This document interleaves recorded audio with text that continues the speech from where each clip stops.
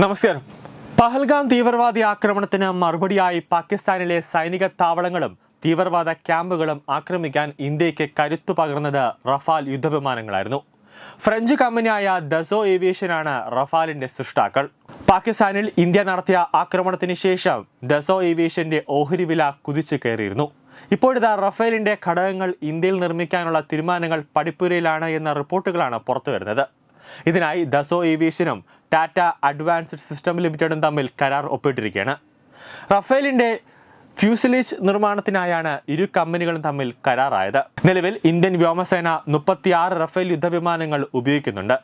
ഇതിനൊപ്പം നാവികസേനയ്ക്ക് വേണ്ടി 26 റഫേൽ വിമാനങ്ങളും ഇന്ത്യ വാങ്ങുന്നുണ്ട്.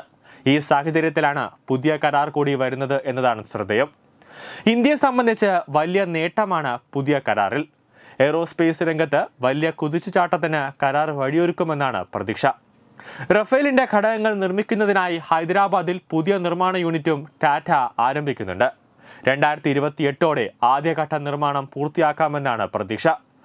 ഇന്ത്യ ഫ്രഞ്ച് പ്രതിരോധ സഹകരണത്തിലെ നിർണായക ചുവടുവെപ്പ് കൂടിയാണ് ഈ കരാർ. ഇതാദ്യമായാണ് റഫേലിന്റെ ഫ്യൂസലേജ് ഫ്രാൻസിന് പുറത്ത് ഒരു രാജ്യത്ത് നിർമ്മിക്കാൻ ഒരുങ്ങുന്നത്. മാസം 2 ഫ്യൂസലേജ് വീതം നിർമ്മിക്കാനാകുന്ന ശേഷിയിലാണ് പ്ലാന്റ് സ്ഥാപിക്കുന്നത്. ഇന്ത്യയുടെ മൾട്ടി റോൾ യുദ്ധവിമാന ഇടപാടിൽ സാധ്യത കൽപ്പിക്കപ്പെടുന്ന വിമാനം കൂടിയാണ് റഫേൽ. ഇതിനിടെയാണ് ഇന്ത്യയിൽ വിമാനത്തിന്റെ പ്രധാന ഭാഗങ്ങൾ നിർമ്മിക്കാനുള്ള കരാർ യാഥാർത്ഥ്യമാകുന്നത്. ഇന്ത്യയിലേക്കുള്ള വിതരണ ശൃംഖല ശക്തിപ്പെടുത്താൻ ഇതിലൂടെ ദസോയ്ക്ക് സാധിക്കും. 110 മൾട്ടി റോൾ യുദ്ധവിമാനങ്ങൾ വാങ്ങാനുള്ള വമ്പൻ കരാർ പ്രതിരോധ മന്ത്രാലയത്തിന്റെ പരിഗണനയിലാണ്. ഇതിൽ കരാർ ദസോയ്ക്ക് ലഭിച്ചാൽ ഇന്ത്യയിൽ നിർമ്മാണം ആരംഭിക്കാനുള്ള സാധ്യതയ്ക്കും ഈ കരാർ വേഗം കൂട്ടും. അതുമാത്രമല്ല, ഇന്ത്യൻ എയ്റോസ്പേസ് രംഗം എത്രത്തോളം വളർന്നുവെന്നതിന്റെ തെളിവാണ് കരാറെന്ന് Tata advanced system limited chief executive officer Sukaran Singh വ്യക്തമായി പറയുന്നുമുണ്ട്. ആഗോള വിതരണ ശൃംഖലയിലെ പ്രധാനപ്പെട്ട സാന്നിധ്യമാകാൻ ഇന്ത്യക്ക് സാധിക്കുന്ന തരത്തിലേക്ക് വളരാനാണ് തങ്ങളുടെ ശ്രമമെന്നും അദ്ദേഹം കൂട്ടിച്ചേർത്തു. 1929 സ്ഥാപിതമായ കമ്പനിയാണ് ദസോ ഏവിയേഷൻ. മിലിറ്ററി എയർക്രാഫ്റ്റുകളും ബിസിനസ് ജെറ്റുകളുമായിരുന്നു തുടക്കം മുതൽ കമ്പനി നിർമ്മിച്ചിരുന്നത്. പലകുറി ഉടമകൾ മാറുന്നതനുസരിച്ച് പേരിലും പലപ്പോഴായി മാറ്റം സംഭവിച്ചു. 1979 ഫ്രഞ്ച് സർക്കാരും 20% ഓഹരി പങ്കാളിത്തം കമ്പനിയിൽ നേടി. പാരീസ് സ്റ്റോക്ക് എക്സ്ചേഞ്ചിൽ ലിസ്റ്റ് ചെയ്തിട്ടുള്ള ദസോ ഏവിയേഷന്റെ ഓഹരി വില ഇന്ത്യ പാകിസ്ഥാൻ സംഘർഷത്തിന് ശേഷം വലിയ തോതിൽ കുതിച്ചുയർന്നു. കൂടുതൽ സാമ്പത്തിക സ്വാശ്രയത്വം എന്ന ലക്ഷ്യത്തോടെ പിന്തുണയ്ക്കുന്നതിനൊപ്പം ആഗോള എയ്റോസ്പേസ് വിതരണ ശൃംഖലയിൽ ഒരു പ്രധാന പങ്കാളി എന്ന നിലയിൽ ഇന്ത്യയുടെ സ്ഥാനം ശക്തിപ്പെടുത്തുക എന്നതാണ് ഈ പങ്കാളിത്തത്തിന്റെ ലക്ഷ്യം. ഒരു വിമാനത്തിന്റെ പ്രധാന ഭാഗമാണ് ഫ്യൂസലേജ്. എല്ലാ ഭാഗങ്ങളും ഒരുമിച്ച് നിർത്തുന്ന ഒരു നീണ്ട പൊള്ളയായ ട്യൂബാണിത്. കൂടുതൽ യാത്രക്കാരെ ഉൾക്കൊള്ളിക്കുന്നതിനായി ഒരു വിമാനത്തിന് വിശാലമായ ഫ്യൂസലേജ് ഉണ്ട്. പൈലറ്റുമാർക്കുള്ള കോക്പിറ്റ്, അതോടൊപ്പം തന്നെ പാസഞ്ചർ ക്യാബിൻ, കാർഗോ ഹോൾഡറുകൾ തുടങ്ങി പ്രധാന ഘടകങ്ങൾ ഫ്യൂസലേജിൽ ഉൾക്കൊള്ളുന്നുണ്ട്. എഞ്ചിനുകൾ, ഇന്ധന ടാങ്കുകൾ എന്നിവ പോലുള്ള മറ്റ് ആവശ്യ ഭാഗങ്ങൾ സാധാരണയായി ചിറകുകളിലോ പിൻഭാഗത്തോ ആണ് സ്ഥിതി ചെയ്യുന്നത്. വിമാനത്തിന്റെ പ്രത്യേക രൂപകൽപ്പനയ്ക്കും ഉദ്ദേശത്തിനും അനുസൃതമായാണ് ഫ്യൂസലേജ് നിർമ്മിക്കുക.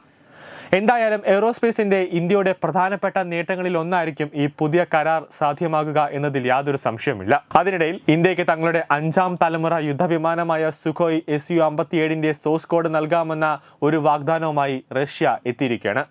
വ്യോമസേനയെ നവീകരിക്കാനുള്ള ലക്ഷ്യവുമായി മുന്നോട്ടു പോകുന്ന ഇന്ത്യയെ തങ്ങളുടെ സാങ്കേതിക വിദ്യയിലേക്ക് കൂടുതൽ ആകർഷിക്കുക എന്നതാണ് റഷ്യയുടെ ലക്ഷ്യം.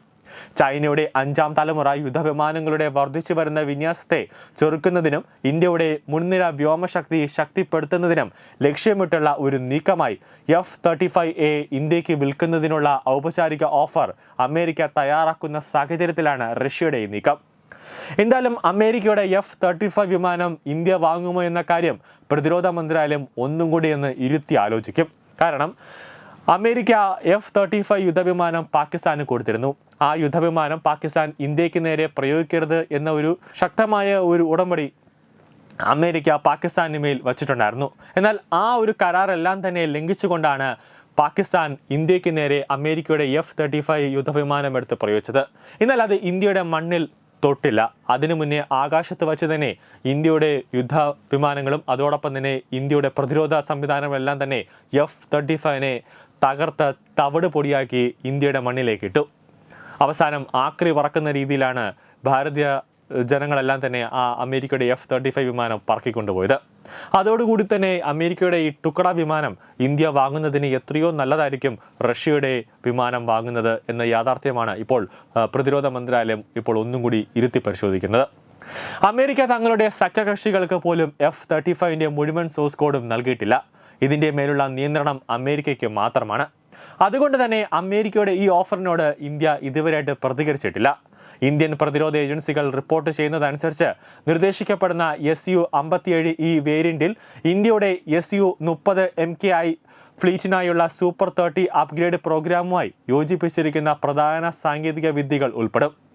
ഗാലിയം നൈട്രേറ്റ് അടിസ്ഥാനമാക്കിയുള്ള ഇസാ റഡാറും അതോടൊപ്പം തന്നെ ഇന്ത്യൻ പ്രതിരോധ ഇലക്ട്രോണിക്സ് സ്ഥാപനങ്ങൾ രൂപകൽപ്പന ചെയ്ത ഒരു മിഷൻ കമ്പ്യൂട്ടർ എന്നിവയും ഇതിൽപ്പെടും. ശബ്ദത്തെക്കാൾ 2 മടങ്ങ് വേഗതയിൽ പറക്കാൻ കഴിയുന്ന മൾട്ടി റോൾ യുദ്ധവിമാനമാണ് Su-57. പരമാവധി 1500 കിലോമീറ്റർ ദൂരം വരെ ഇതിന് പറന്നെത്താൻ സാധിക്കും. 10 ടണ്ണോളം ഭാരം വരുന്ന ആയുധങ്ങൾ വഹിക്കാൻ സാധിക്കുന്ന യുദ്ധവിമാനമാണ് Su-57. റഷ്യ മുഴുവൻ സോഴ്സ് കോഡും ഇന്ത്യക്ക് വാഗ്ദാനം ചെയ്തതിലൂടെ ഈ വിമാനത്തിൽ ഇന്ത്യ സാങ്കേതിക വിദ്യകൾ ആവശ്യാനുസരണം കൂട്ടിച്ചേർക്കാനും റഷ്യയുടെ ഒരു തരത്തിലുമുള്ള ഇടപെടലുകളില്ലാതെ അതിനെ സ്വതന്ത്രമായി പരിഷ്കരിക്കാനും ഇന്ത്യക്ക് സാധിക്കും. റഷ്യൻ വിമാനം വാങ്ങാനുള്ള തീരുമാനമെടുത്താൽ ഇന്ത്യയുടെ തദ്ദേശീയമായ 5ാം തലമുറ യുദ്ധവിമാന വികസനത്തിന് കൂടുതൽ വേഗം കൈവരിക്കും.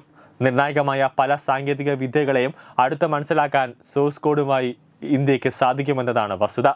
ഇതിന്റെ തദ്ദേശ സംവിധാനം വികസിപ്പിക്കാനും ഇന്ത്യക്ക് അവസരം ലഭിക്കും. റഷ്യൻ വിമാനം വാങ്ങിയാൽ ഇന്ത്യക്കെതിരെ അമേരിക്കയുടെ ഉപരോധം വരെ ഉണ്ടാകാനുള്ള സാധ്യതയുണ്ട്.